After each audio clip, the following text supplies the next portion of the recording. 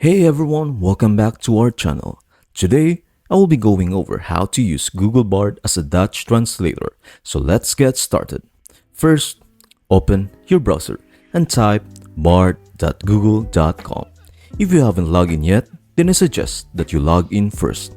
To begin, just enter your Dutch text into the chat.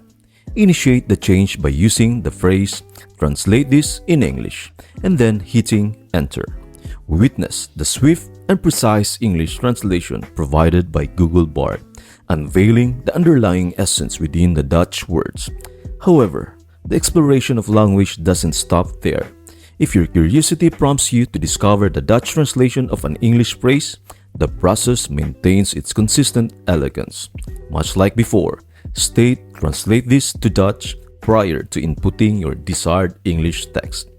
Observe how Google Bard adeptly responds, seamlessly presenting the accurate Dutch translation. While Google Bard's capabilities are undoubtedly impressive, it's important to recognize that accuracy may fluctuate, especially in intricate contexts or when dealing with sensitive terminology. When dealing with significance matters, seeking a second opinion is a wise choice. That's it. I hope this video helps you out and see you in the next video.